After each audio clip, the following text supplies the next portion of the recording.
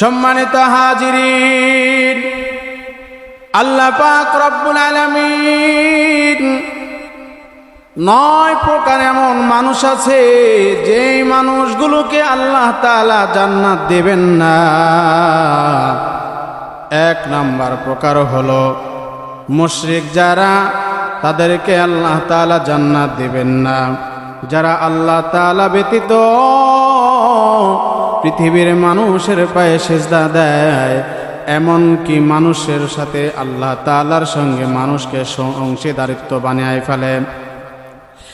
আল্লাহ পাক রব্বুল আলামিন ওই সমস্ত মানুষদের ব্যাপারে বলেন, ইন্নাহু মান ইউশরিক বিল্লাহ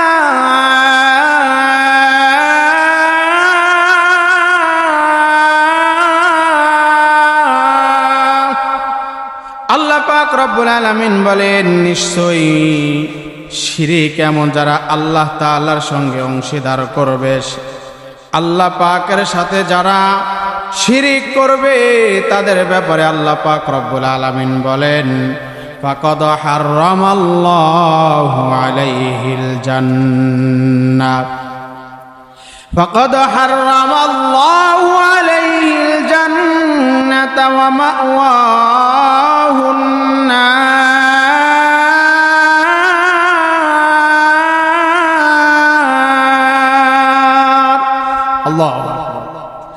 আল্লাহ পাক রব্বুল আলামিন বলেন, ও পৃথিবীর মানুষ ভালো করে শুনে নাও, নিশ্চয়ই যারা আল্লাহ তাআলার সঙ্গে শরীক করবে, অংশীদার করবে, ফাকাদ হারামাল্লাহু আলাইহিল জান্নাহ, আল্লাহ পাক রব্বুল আলামিন বলেন, নিশ্চয়ই তাদের জন্য আমি আল্লাহ তাআলা জান্নাত হারাম করে দিয়েছি।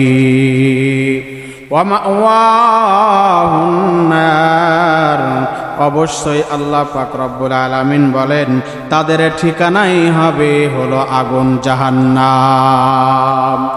সম্মানিত হাজিরিন, মনে রাখবেন আল্লাহ তাআলার সঙ্গে শিরিক করা যাবে না।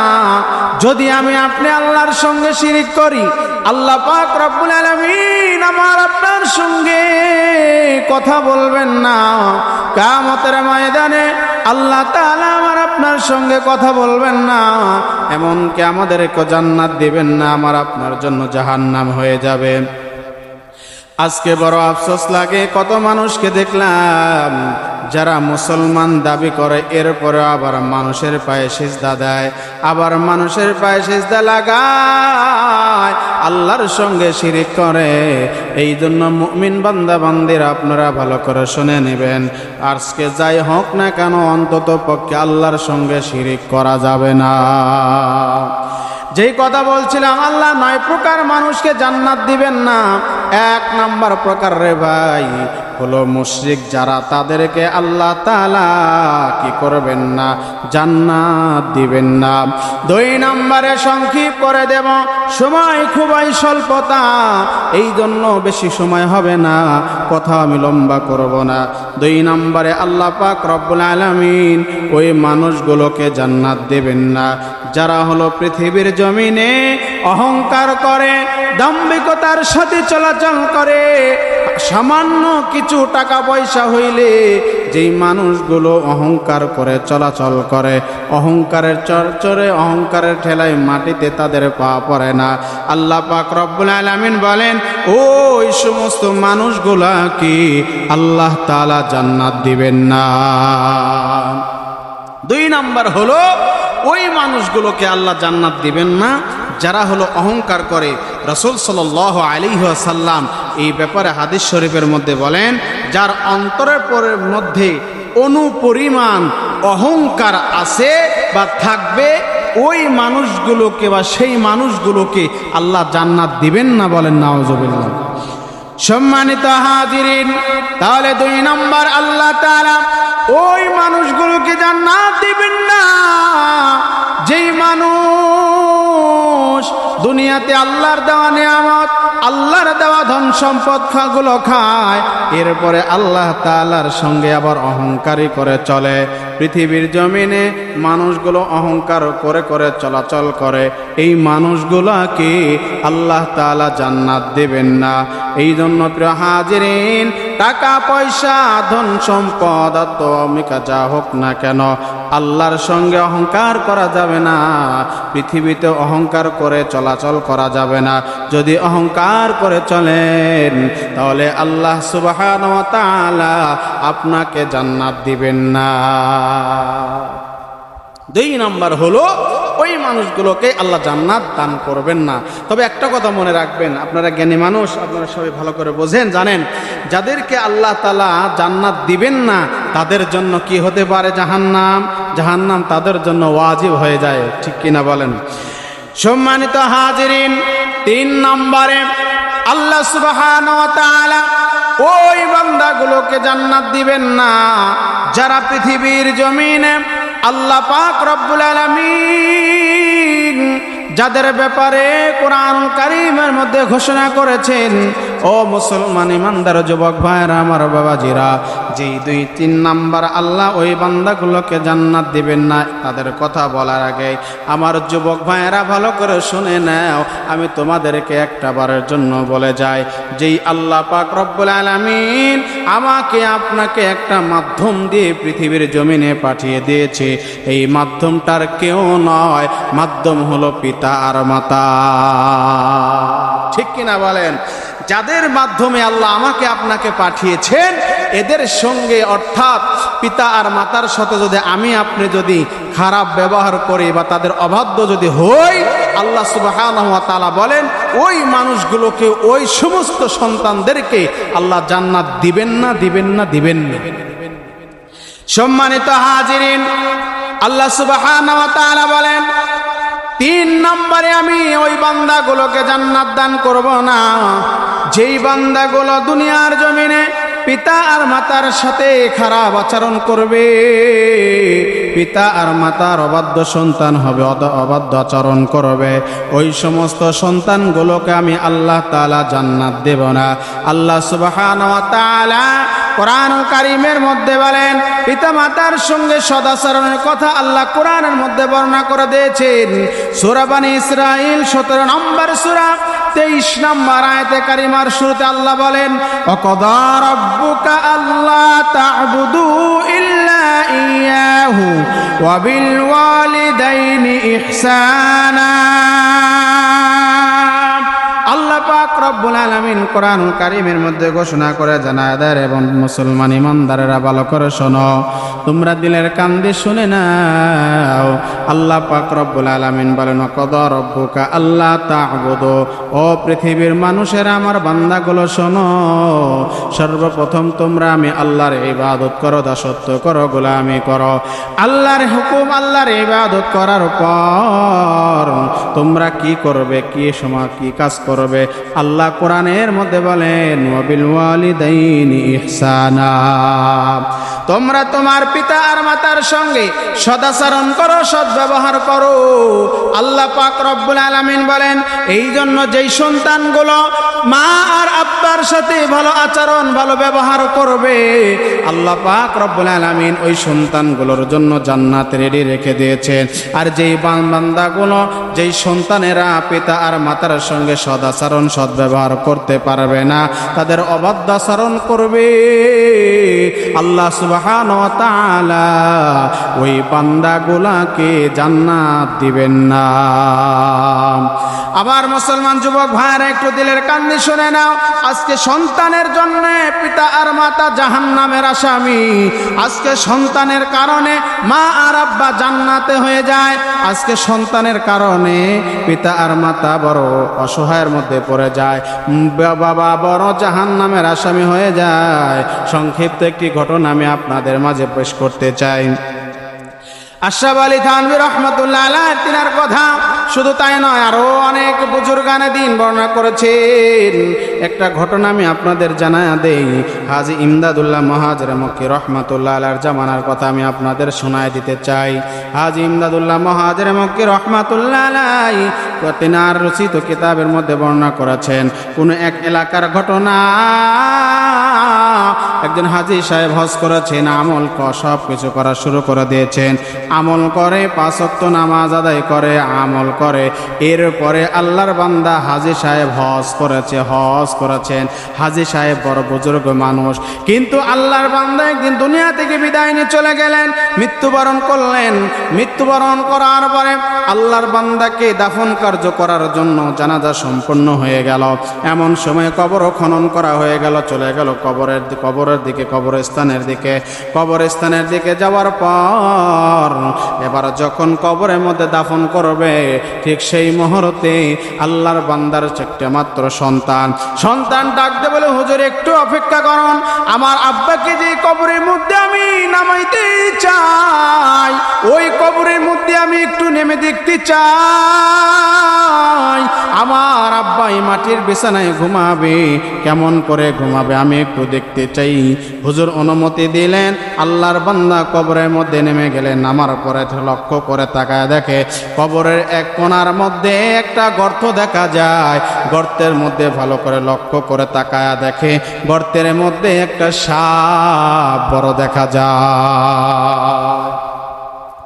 সাপটা দেখার পরে আল্লাহর বান্দা যুবক আর কবরের মধ্যে নাই, দ্রুত করে কবর থেকে উঠে হুজুরকে ডাক দিয়ে বলে, হুজুর এই কবরের মধ্যে আমার আব্বাকে আমি দাফন করতে পারবো না, কারণ আমি একটু লক্ষ্য করে দেখলাম কবরের মধ্যে সাপ দেখা যায়।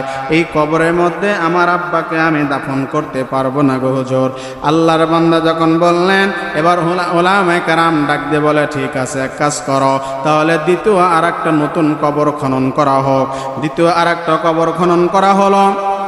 এই কবরটা খনন কমপ্লিট যখন হয়ে গেল, কমপ্লিট হয়ে যাওয়ার পরে আল্লাহর বান্দা যুবককে এবার বলা হলো, ঠিক আছে, এবার ওই কবরের মধ্যে তোমার পিতাকে দাফন করা হবে।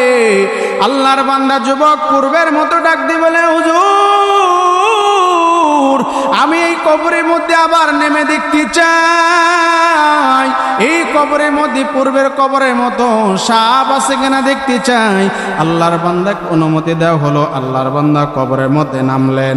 নামার পরে তাকায়া দেখি কবরের মধ্যে 2টা গর্ত দেখা যায়।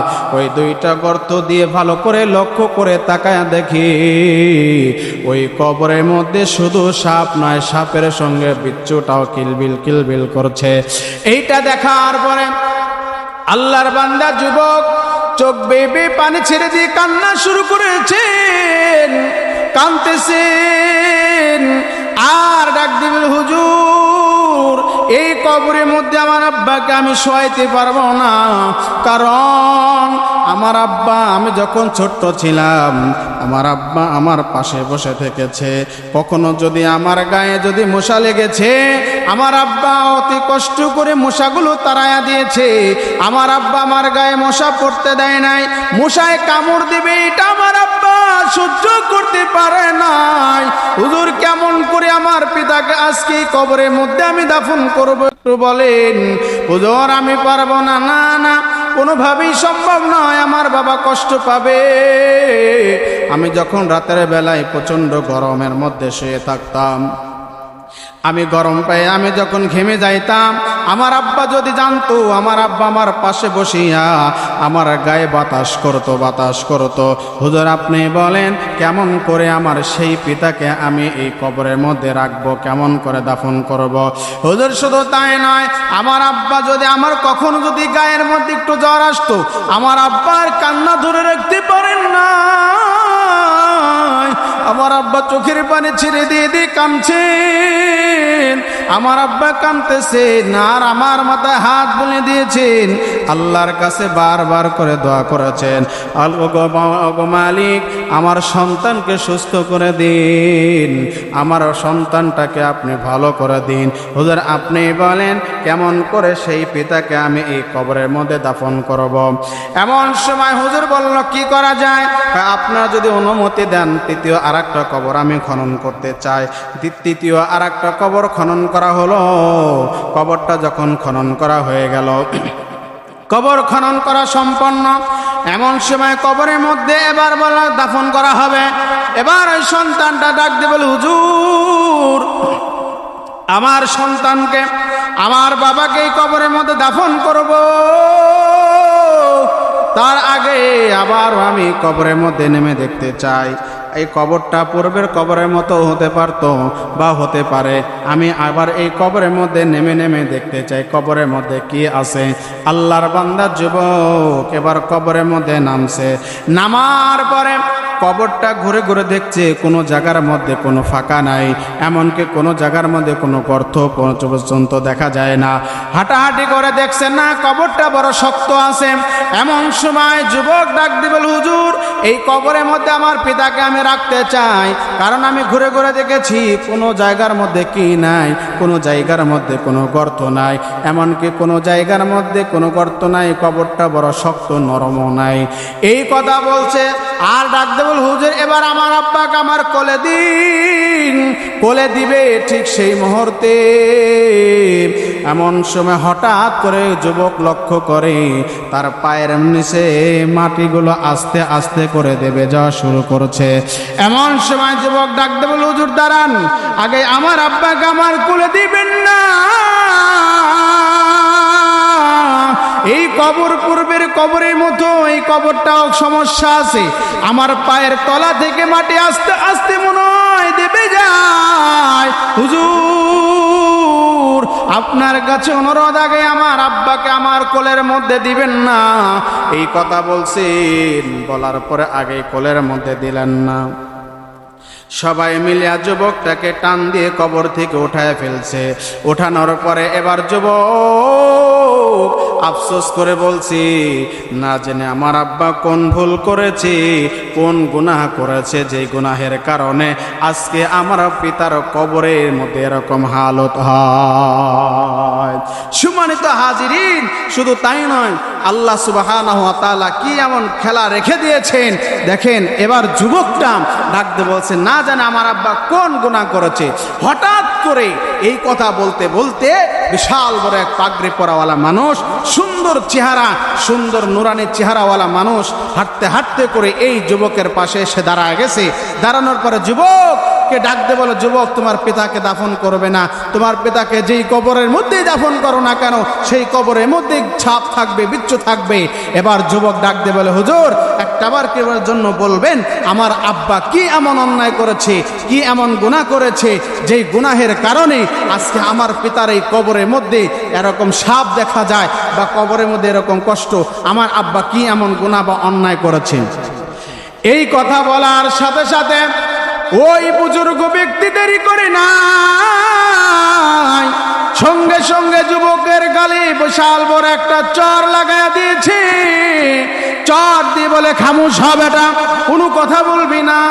তোর পিতার কবরে এমন হয় এটা তোর পিতার কারণে নয়, এটা তুই সন্তানের গুনাহের কারণে তোর পিতার কবরের মধ্যে আযাব হয়। সম্মানিত হাজিরিন, কি বুঝলাম? পিতামাতার কারণে আজকে সন্তানও বড় লাভবান হতে পারে, আবার সন্তানের কারণে পিতামাতাও অশান্তির মধ্যে পড়তে পারে। আমি শুরুতে একটু আগে আপনাদেরকে এই কথাই বোঝাচ্ছিলাম, পিতামাতার সাথে যদি কোনো সন্তান খারাপ আচরণ করে, এমনকি পিতামাতার সাথে যদি অবাধ্য আচরণ করে, আল্লাহ তাআলা ওই সন্তানকে জান্নাত দিবেন না। সম্মানিত হাজিরিন, পিতামাতার সাথে এবং আর সন্তান এমন কিছু কাজ করবে যেই কাজের কারণে আল্লাহ তাআলা ওই সন্তানের কারণে পিতামাতাকে জাহান্নামের আসামি বানায় দিবে। সম্মানিত হাজিরিন, এই জন্য আপনারা মনে রাখবেন, যতদিন বেঁচে থাকবেন অন্তত আজকের থেকে শিক্ষা নেন, আর কোনোদিন আমরা মা আর আব্বার সাথে খারাপ আচরণ করব না। আর আব্বা আমরা আর কখনো মার সঙ্গে খারাপ আচরণ করব না, বাবার সঙ্গে খারাপ আচরণ করব না, মা বাবার বিরুদ্ধে আচরণ করব না, মা বাবার অবাধ্য সন্তান হব না। এবার আল্লাহর বান্দা যুবক ডাক দিয়ে বলে, হুজুর বলতে চান বলেন, আমি কি এমন অন্যায় করেছি, কি এমন গুনাহ করেছি যার কারণে আমার আব্বার কবরের মধ্যে সাপ দেখা যায়? এবার যুবককে ডাক দিয়ে বলে, ঠিক আছে তুমি যদি জানতে চাও তাহলে আর দেরি করো না, আমার সঙ্গে সঙ্গে আসো। যুবককে একটু আবদারালে নিয়ে গিয়ে আল্লাহর বান্দা বুজুর্গ ডাক দিয়ে বলে, বুজুর্গ আর কেউ নাই, হাজী ইমদাদুল্লাহ মহাজের মক্কি রহমাতুল্লাহ আলাইহি। বুজুর্গ ডাক দিয়ে বলে, ও যুবক শোনো, তুমি কি অন্যায় করেছো, তুমি কি শুনতে চাও? এমন সময় বলল, ঠিক আছে, আমি যে অন্যায় করেছি আপনি বলেন। তার আগে তোমাকে তওবা করতে হবে, যদি খাঁটি দিলে তওবা করে দাও, তাহলে তোমার কারণে তোমার দোয়া আল্লাহ কবুল করিয়া তোমার মা তোমার পিতার কবরটাকে জান্নাতের বিছানা বিছায়া দিবে। সুবহানাল্লাহ। সম্মানিত হাজিরিন, তাহলে এমন সময় সংক্ষিপ্ত করে দিলাম, লম্বা ঘটনা, সময় খুবই কম। আল্লাহর বান্দা যুবক এবার ডাক দিয়ে বলে, ঠিক আছে হুজুর, আপনি এখানে দাঁড়ান, আমি বাড়িতে যাব, যাওয়ার পরে সুন্দর করে আমি আবার আসছি, কিছুক্ষণ আমাকে সময় দেওয়া হোক। পাশে থেকে ওই যুবকের চাচা ডাক দিয়ে বলে, হুজুর ওই যুবকটাকে ছাড়বেন না, কারণ যুবকটা হলো একঘেয়েমি লোক। এ বাড়িতে গিয়ে এমনও হতে পারে এত মানুষের সামনে তাকে অপমান করেছেন, অপদস্থ করেছেন, তার গালে চড় মেরেছেন, এই কারণে এমনও হতে পারে আল্লাহর বান্দা বাড়িতে গিয়ে সুসাইড করতে পারে অথবা আত্মহত্যাও করতে পারে, এই জন্য তাকে বাড়িতে ছাড়বেন না। এমন সময় বুজুর্গ হাজী ইমদাদুল্লাহ মহাজেরা মক্কি রহমতুল্লাহ আলাইহি ডাক দিয়ে বলে, টেনশন করবেন না, ওকে আমি ছেড়ে দিলাম, সে কিন্তু আর আত্মহত্যা করবে না। চলে গেল যুবক বাড়িতে। বাড়িতে যাওয়ার পরে ঘরের দরওয়াজা বন্ধ। এমন সময় পিছে পিছে সবাই রওনা হয়েছে।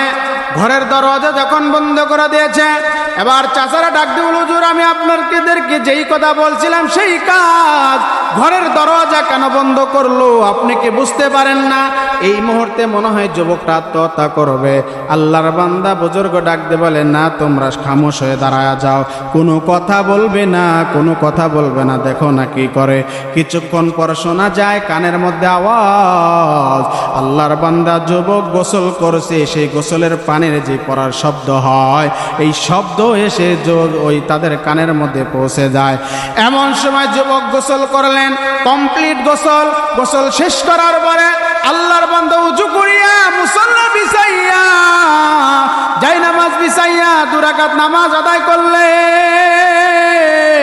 2 রাকাত নামাজ আদায় করার পরে এমন সময় আল্লাহর বান্দা চোখের পানি ছেড়ে দিয়ে কান্দে আর আল্লাহর দরবারে 2 হাত তুলে দোয়া করে, ওগো কাবার মালিক আল্লাহ, এই মুহূর্তে তোমার দরবারে খাঁটি দিলি তওবা করি, আল্লাহ তুমি আমার পিতার কবর মাফ করে দাও, আল্লাহ সেই সাথে আমি গুনাহগারের জীবনের সকল গুনাহ মাফ করে দাও। আল্লাহর দরবারে বারবার যুবক তওবা করেছে। যুবক তওবা করে আর আল্লাহকে ডাক দিয়ে বলে, আল্লাহ তোমার কাছে তওবা করি, আমার জীবনের গুনাহ মাফ করে দাও, আমার গুনাহ যতক্ষণ মাফ না করবে ততক্ষণ আমি তোমার দরবার থেকে হাত নামাবো না। যুবক চোখের পানি ছেড়ে দিয়ে কান্দে আর আল্লাহর কাছে বারবার তওবা করে। আল্লাহকে বলে, আল্লাহ আমার তওবা হয় কবুল করে নাও, আর না হইলে এই মুহূর্তে আমার বাবার সাথে আমাকে বানায়া দাও, না হইলে আমাকে মৃত্যু দাও, আমি আমার বাবার সঙ্গে কবরের দেশে যাইতে চাই। এইভাবে বারবার করে তওবা করেছে। তওবা করতে করতে এক পর্যায়ে তওবা যখন আল্লাহর দরবারে কবুল হয়ে যায়, এমন সময় সবাই কবরে কাছে দাঁড়ায় আছে। কিছুক্ষণ পরে কবরের ওইখান থেকে একজন ব্যক্তি দৌড়ায় আসছেন। আসার পরে ডাক দিয়ে বলতেছে, হুজুর এই মুহূর্তে ওই হাজির কবর যেটা খনন করা হয়েছে, কবরের মধ্যে লক্ষ্য করে আমরা একটা জিনিস দেখলাম, ওই কবরের মধ্যে কত সুন্দর সুন্দর ফুলে ফলে ভরে গিয়েছে, এত সুন্দর ফুল, এত সুন্দর ফল গাছ যা কখনো আমরা জীবনে দেখি নাই। আল্লাহর বান্দার যুবকের তওবা কবুল করেছে। আমার মুসলমান ইমানদার যুবক ভাই ও বাবাজিরা, এক পর্যায়ে যুবকের তওবা কবুল, বাবার কবরটাকে মাফ করে দিয়েছেন, বাবার কবরটাকে আল্লাহ জান্নাতের বিছানা বিছায়া দিয়েছেন। সুবহানাল্লাহ। সম্মানিত হাজিরিন, এই জন্য আমি আপনাদেরকে বলতেছিলাম, পিতা মাতার সাথে যদি আমরা খারাপ আচরণ করি তাহলে আমাদেরকেও অবশ্যই আমরা কিন্তু জাহান্নামে হয়ে যাব। আর আমরা যদি তাদের সাথে খারাপ আচরণ করি আল্লাহ আমাদের জান্নাত দিবেন না। এই জন্য প্রিয় হাজিরিন মনে রাখবেন, যতদিন পিতামাতা বেঁচে আছে তাদের সেবা করেন, তাদের জন্য দোয়া করেন, আর আপনি নিজেরাও ভালো হয়ে চলবেন। আমাদের গুনাহের ফল যেন পিতামাতা কবরে গিয়ে ভোগ না করে, এটা অবশ্যই আমাকে আপনাকে মনে রাখতে হবে। রাজা আছি তো ইনশাআল্লাহ, আল্লাহ কবুল করুন, বলেন আমিন। সম্মানিত হাজিরিন, তাহলে বলতেছিলাম কয় নাম্বার? 3 নাম্বার বলছি যে পিতামাতার সাথে অবাধ্যাচরণ করলে আল্লাহ ওই সন্তানটাকে কি করবেন না? জান্নাত দিবেন না। 4 নাম্বারে এটা বলে ইনশাআল্লাহ আমি শেষ করব।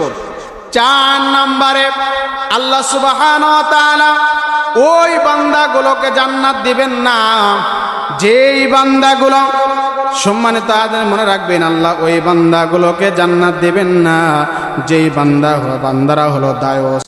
এক কথায় লজ্জাহীনতার প্রশ্রয়দাতা এমন ব্যক্তিদেরকে আল্লাহ তাআলা জান্নাত দিবেন না। দায়ুস যারা হলো কি করেন? লজ্জাহীনতার প্রশ্রয়দাতা, অর্থাৎ যারা পর্দা নাই, পশিদা নাই, পর্দা পশিদাহীন যারা চলাচল করে, এই সমস্ত পুরুষ আর নারীদেরকে আল্লাহ তাআলা জান্নাত দিবেন না। যেই ব্যক্তি তার পরিবার বা অধীনস্থদের মাঝে অশ্লীল ও বেহায়াপনা দেখার পরেও প্রতিবাদ করতে পারে না, প্রতিবাদ করে না, এই সমস্ত মানুষদেরকে আল্লাহ তাআলা জান্নাত দিবেন না। সম্মানিত হাজিরিন, আজকে বর্তমান সময়ে কিছু কিছু নারীরা সোশ্যাল মিডিয়ার মধ্যে দাঁড়াইয়া মিডিয়াকে সামনে নিয়ে যেইভাবে বেহায়াপনা অশ্লীল কথাবার্তা বলা শুরু করে দিয়েছে, এক পর্যায়ে কিছু মানুষ, কিছু মহিলারা মুসলমান দাবি করে, তারা এখন বলেই ফেলেছে যে আমরা শরিয়া আইনই মানি না। এমন মানুষ আছে পৃথিবীতে, অনেক মানুষ আছে। এটা আমি বাইরের দেশের মানুষের কথা বলছি না প্রিয় হাজিরিন, আমার দেশের মানুষের কথা বলছি, বাংলাদেশের মানুষের কথা বলছি। বাংলাদেশের একটা কুলাঙ্গার, একটা বেশ্যা পতিতলায় বের হয়েছে, পতিতলায় থেকে ছাড়া পেয়েছে ফারজানা নামক একটা মহি, সে নাকি আল্লাহর শরিয়া আইনই মানে না। আমি বুঝতেই পারি না এ কি মুসলমান আছে না নাই? আপনারাই বলেন, এ কি মুসলমান থাকতে পারে? কখনো কোনোভাবে সে মুসলমান থাকতে পারে না। আবার বড় বড় দাবি করে। তার বর্তমান তার ইস্যুই হলো মসজিদ, মাদ্রাসা, এমনকি ওয়াজ মাহফিল, শরিয়া, আল্লাহর আইন কানুন নিয়েই তার বর্তমান ইস্যু। সে বক্তব্য দিলেই মাদ্রাসা বন্ধ করা হোক, মাদ্রাসায় এই হয় সেই হয়, আলেম ওলামার পিছনে লেগেছে। আজকে যারাই যেইভাবে আলেম ওলামার পিছনে লেগেছে, এরা বাংলার জমিনে টিকে থাকতে পারে না। কথা বলেন ঠিক কিনা? সম্মানিত হাজিরিন, মনে রাখবেন, আপনি যত বড়ই ক্ষমতাসীন হন না কেন, কারণ ক্ষমতাসীন ইতিপূর্বে আমরা অনেক দেখেছি, ফ্যাসিস্ট ছিল ক্ষমতাসীন, যে একটানা 17 বছর যে রাজত্ব করে দিয়েছে আলেম ওলামার সাথে বিরোধিতা করার কারণে আজকে এই ফ্যাসিস্ট বাংলার জমিনে থাকতে পারে নাই। আপনারাও পারবেন না। কথা বলেন ঠিক কিনা? যেই ফারজানা যার কথা বলতেছিলাম, মিডিয়া খুললেই সে বারবার শুধুমাত্র অশ্লীল বেহায়াপনা সহকারে আসছে। সে মিডিয়ার সামনে নিজের সুরতটাকে প্রকাশ করার জন্য দায়ুস হয়ে, অর্থাৎ বেপরদাভাবে কথা বলছে, আর ওলামায়ে কেরামের বিরুদ্ধে কথা বলছেন। আমরা ইতিমধ্যে জানতে পারছি, গত কয়েকদিন আগে রামিসা নামক একজন ছোট্ট বয়সের ছোট শিশু বাচ্চাটাকে ধর্ষণ করা হয়েছে। তার বিরুদ্ধে যে কোনো কথা বলতে হবে, এই কথা পর্যন্ত এখনও সে বলার সাহস পায় নাই। কেন? কারণ জানে যে এই বিরুদ্ধে কোনো কথা বললে আমাকে বাংলার জমিনে টিকে রাখা যাবে না বা আমাকে থাকতে দিবে না। এই কারণে সে কোনো কথা বলে। তার ইস্যুই হলো মাদ্রাসা বন্ধ করতে হবে, ওয়াজ মাহফিল বন্ধ করতে হবে।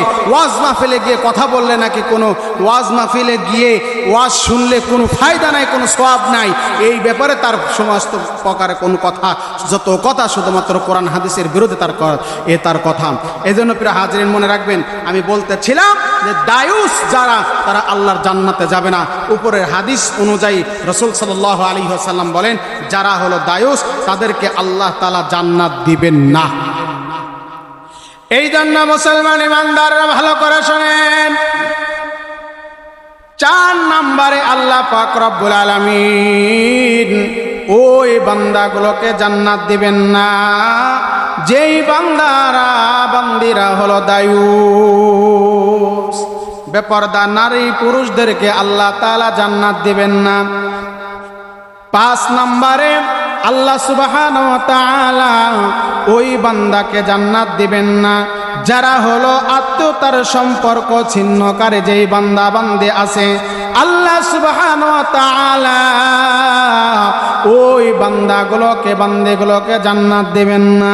আজকে বর্তমান সময় এমন হয়েছে, দেখবেন নিজের আত্মীয়তার সাথে আরেকজনের আত্মীয়র কিন্তু সম্পর্ক উঠে গিয়েছে, হোক সেটা যে কোনো কারণে হোক, অথবা কোনো টাকা পয়সা লেনদেনের কারণে, অথবা কোনো সম্পদের কারণে তাদের সঙ্গে কোনো কি নাই, সম্পর্ক ভালো নাই, ভাই ভাইয়ের সঙ্গে সম্পর্ক নাই, এমনকি ছেলের সাথে মায়ের কোনো সম্পর্ক নাই। আজকে চোখের সামনে কত দেখা যায়, নিজের পেটের থেকে জন্ম নেওয়া সন্তান, এই সন্তানটাকে পরকীয়ার কারণে মা নিজের হাতে জবাই করে করে আরেকজনের সঙ্গে চলে যায়। দেখবেন এটার কোনো আত্মীয়তার এই যে সম্পর্কের কোনো কি নাই, দাম নাই। আজকে মানুষের মধ্যে কোনো সম্পর্কের মূল্য নাই, শুধু মূল্যই হলো টাকা পয়সার। যার টাকা যত আছে, যার সম্পদ যত আছে, তার সাথে সম্পর্ক আরেকজনের গড়ে ওঠে, অথচ নিজের ভাই ভাইয়ের সঙ্গে সম্পর্ক নাই।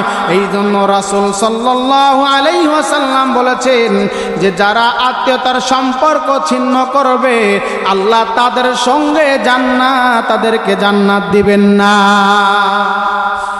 এক কথায় যারা হলো আত্মীয়তার সম্পর্ক ছিন্ন করবে, আল্লাহ তাআলা তাদেরকে জান্নাত দিবেন না। প্রিয় হাজিরিন, তাহলে কি আত্মীয়তার সাথে সম্পর্ক বিচ্ছিন্ন করা যাবে? যাবে না। আজকে থেকে আপনারা শিখে নেন, যদিও ভাই ভাইয়ের সঙ্গে যদি আপনারা অমিল করেছেন, মাত্র কয়েকটা এক হাত বা দুই হাত জায়গার কারণে, সম্পত্তির কারণে আজকে যেই ভাইয়ের মাথায় আপনি বাড়ি দিলেন, যেই ভাইকে আপনি খুন করলেন, যেই ভাইকে আপনি রক্তাক্ত করলেন, একদিন এই ভাই আপনার পক্ষে দাঁড়াবে। আর একজন যদি কোনো মানুষ এসে আপনাকে কোনো কথা বলতে চায়, কুটো কথা বলতে চায়, এই ভাই কিন্তু দৌড়ায় আগে আপনার পাশে দাঁড়াবে। কথা বলেন ঠিক কিনা? প্রিয় উপস্থিতি হাজিরিন, চোখের সামনে দেখা যায় কত মানুষ ভাই ভাই মাত্র জমি নিয়ে বিরোধ হওয়ার কারণে ভাইকে গুলি করে হত্যা করা হয়েছে, ভাইকে জবাই করে হত্যা করা হয়েছে। আফসোস, এই জন্য আল্লাহ সুবহানাহু ওয়া তাআলা ১৫০০ বছর আগে রাসূল সাল্লাল্লাহু আলাইহি ওয়াসাল্লামের মাধ্যমে জানিয়ে দিয়েছেন, পৃথিবীর মানুষ তোমরা ভালো করে শোনো, আর যাই করো না কেন আত্মীয়তার সাথে সম্পর্ক তোমরা বিচ্ছিন্ন করবা না। যদি করো, আমি আল্লাহ তোমাদেরকে জান্নাত দেব না।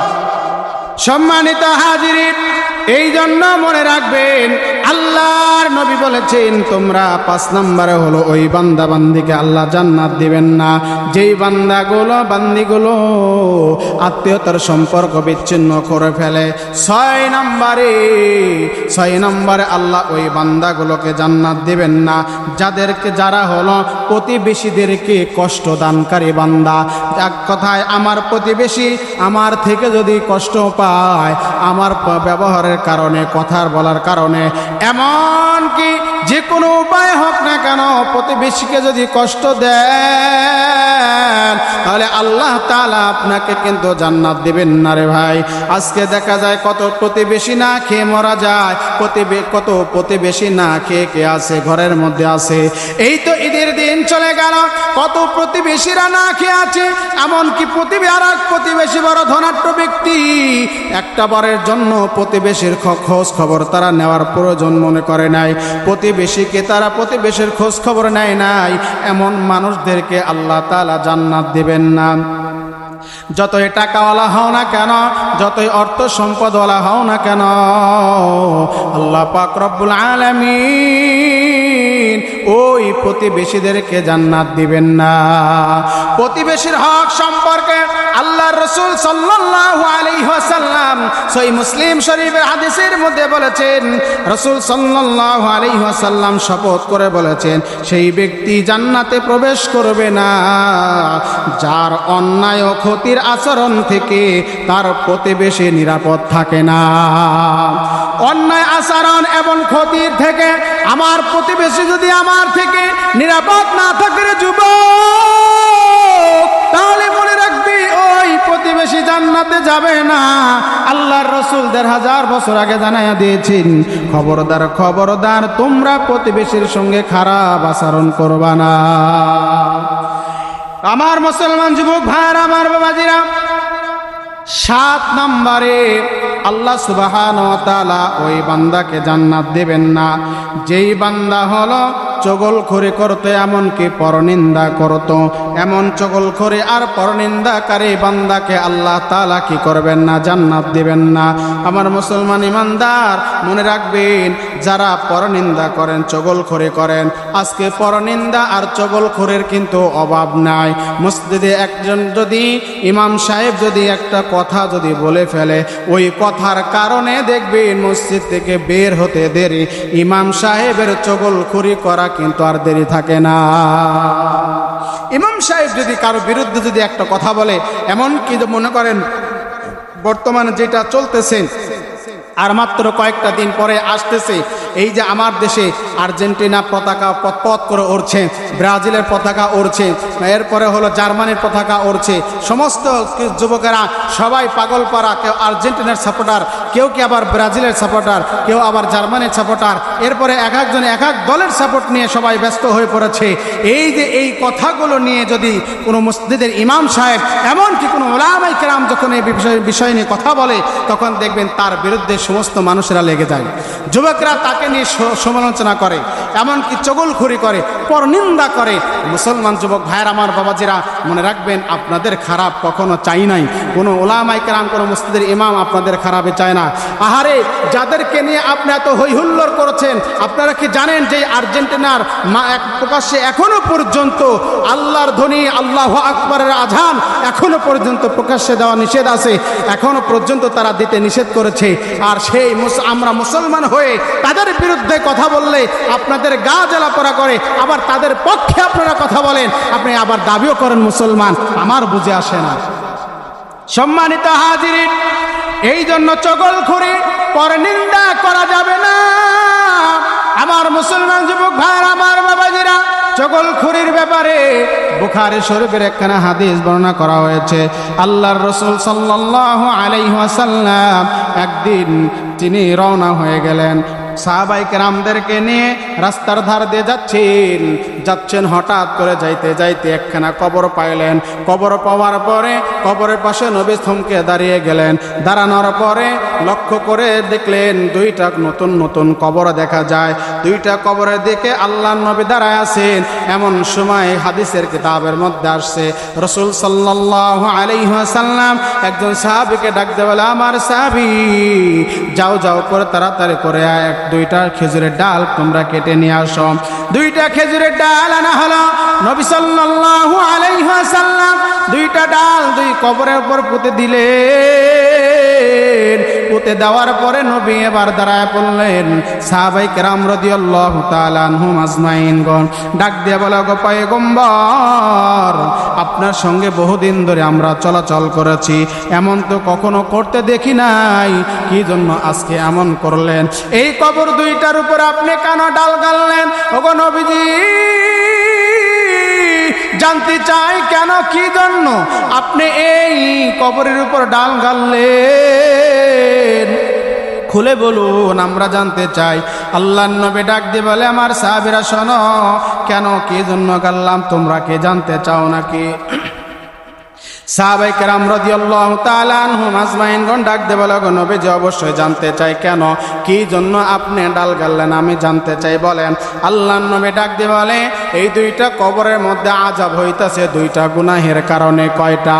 2টা গুনাহের কারণে বড় আযাব হচ্ছে। তারা দুনিয়াতে হায়াতের জিন্দেগিতে 2টা গুনাহ করেছে।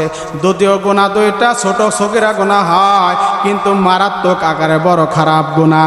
এই 2টা গুনাহের কারণে আল্লাহ সুবহানাহু ওয়া তাআলা তাদের কবরের মধ্যে আযাব দিচ্ছেন, জাহান্নামের আগুন লাগায়া দিয়েছে।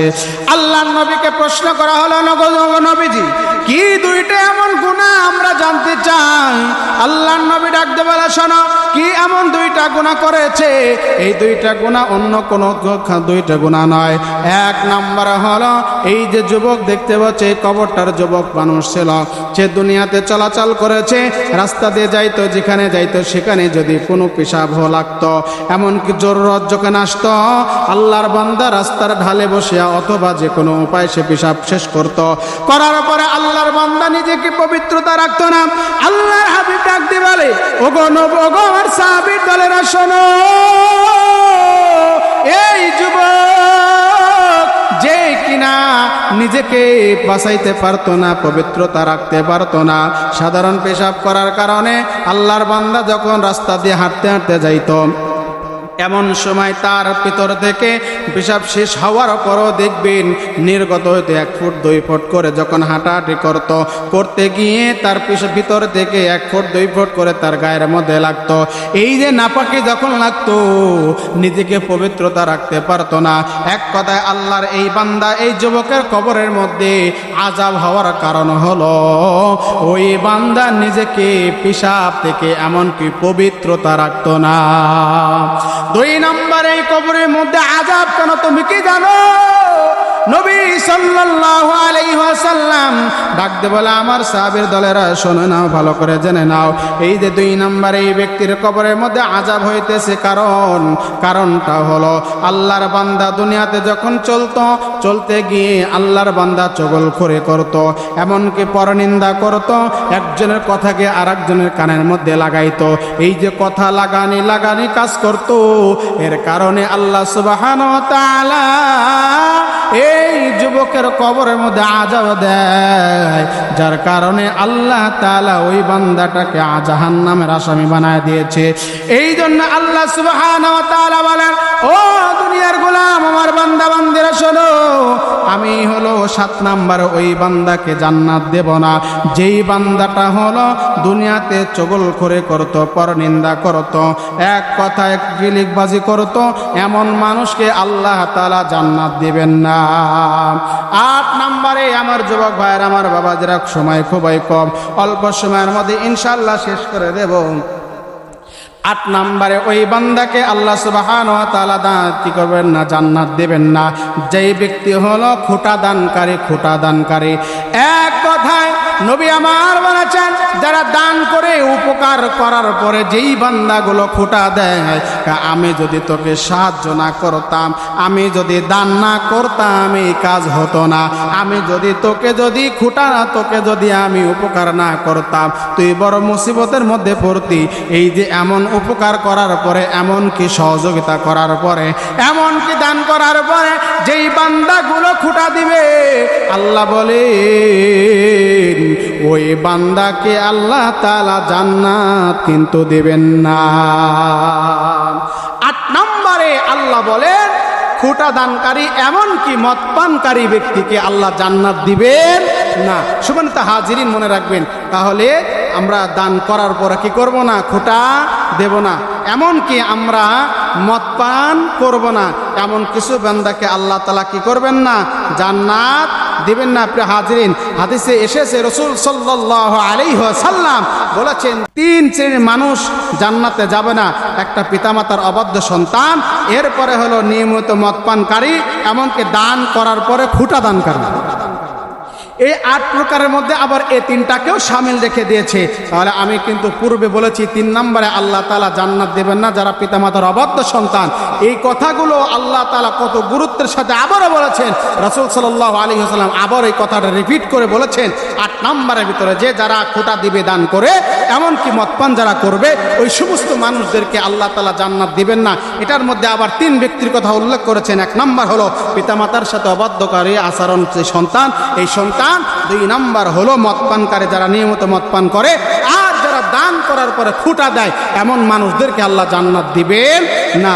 সর্বশেষ 9 নম্বরে আল্লাহ ওই বান্দাকে কি করবেন না, জান্নাত দিবেন না, যারা হলো আত্মহত্যাকারী। আমার দেশে আত্মহত্যা আছে না নাই? আপনারা বলেন, আমার দেশে আত্মহত্যার অভাব নাই। বর্তমান সময়ে আত্মহত্যার ধুম পড়ে গিয়েছে। স্বামীর সঙ্গে বিবির যদি ঝগড়া হয়, স্বামী বাহিরে গেলেই বিবি রাগে ক্ষোভে, এমনকি স্বামীর উপর খুব ক্ষোভ করে অভিমান করে তারা ফাঁসি নেয়, গলায় দড়ি নেয়, এমনকি বিষ পান করে আত্মহত্যা করে, এমনকি গাড়ির নিচে মাথা দেয়, এমনকি ট্রেনের নিচে ঝাঁপ দিয়ে তারা মৃত্যুবরণ করে আত্মহত্যা করে। আল্লাহর রাসূল বলেছেন, এই সমস্ত মানুষদেরকে আল্লাহ জান্নাত দিবেন না। প্রিয় উপস্থিতি হাজিরিন, তাহলে আমরা কি আত্মহত্যার করব? স্বামীর সঙ্গে পিতামাতার সাথে সন্তানের যদি অমিল হয়, দেখবেন এমন কিছু মেয়েরা আছে, আবার এই যে বর্তমান দেখবেন এসএসসি পরীক্ষা চলতেছে, শেষ প্রায় হয়েই গেছে, এই সময়ের ভিতরে সামনে আসবে এসএসসি রেজাল্ট হওয়ার পরে যদি একটু রেজাল্টটা খারাপ হয়, কিছু অবুঝ বালিকারা আছে, তারা দৌড়ায় গিয়ে হয় ওড়নার সঙ্গে গলায় ফাঁস দিয়ে মৃত্যুবরণ করবে, অথবা বিষপান করে, অথবা যে কোনো উপায়ে তারা আত্মহত্যা করে। কেন রে ভাই? এটাকে আপনাকে একটাবারের জন্য মনে হয় না যেই মা আব্বা আপনাকে এত কষ্ট করে এই পর্যন্ত লালন পালন করেছে, মা আব্বার কথা আপনি একটাবারও ভাবলেন না? তাদের কথা না ভেবেই আপনি আত্মহত্যা করলেন।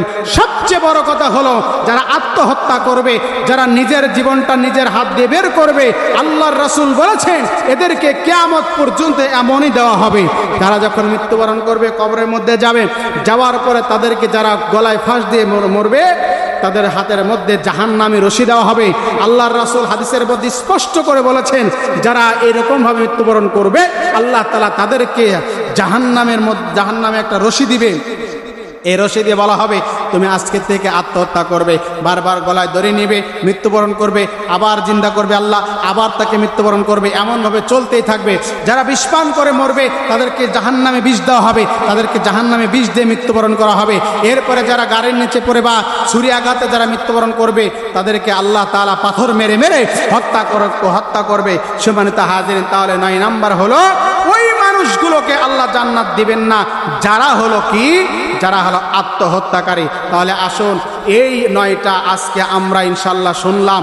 আজকে আমার আপনার ভিতরে যদি এই 9টা গুণ যদি থাকে, আমরা ইনশাল্লাহ আজকে এই মুহূর্তেই তওবা করে দেব, আমরা এমন কাজ আর করব না ইনশাআল্লাহ।